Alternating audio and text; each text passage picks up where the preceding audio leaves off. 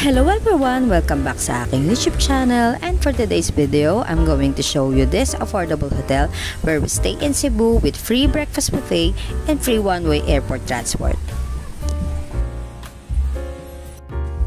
This is Travel B Airport Inn and it is located at Marina Mall, Lapu-Lapu Airport Road.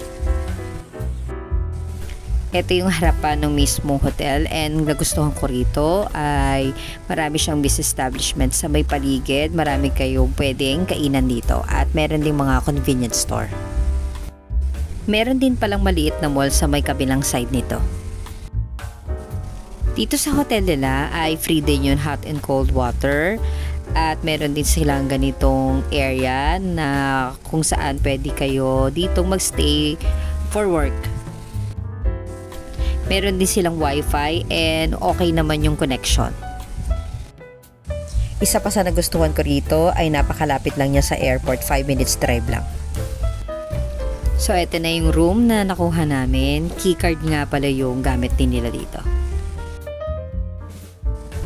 This is our room. Meron silang telephone na pwede kayong tumawag sa may front desk. Natatakpan lang nung bag ko. And this is their standard twin room and bubuk this via Agoda. Meron din silang cable TV at meron din silang area for workplace. Meron na rin pala sila mga glass and merong pitchel na paglalagyan nyo ng tubig. Wala silang cabinet pero meron namang area kung saan pwede nyong ihang yung mga damit nyo, and ito yung view ng room namin. So this is the bathroom. Hindi naman siya masyadong malaki pero hindi rin naman masikip. So meron din silang mirror and meron ding bidet. And ito naman yung pinaka shower area at hot shower din yung meron dito. Meron na rin pala kayong towel na magagamit dito.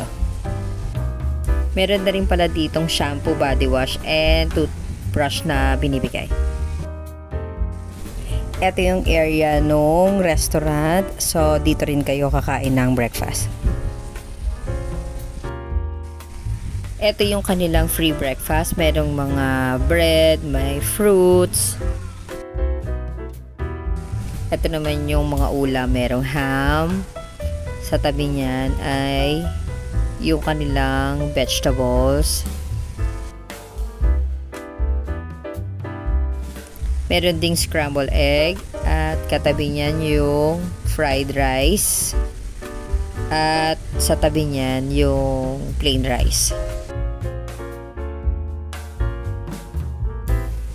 Meron nga pala rin silang soup dito. Meron ding free juice at coffee. One way lang yung airport transport, depende nila kung magpapasundo or magpapahatid kayo. Thank you for watching. Please subscribe to my channel.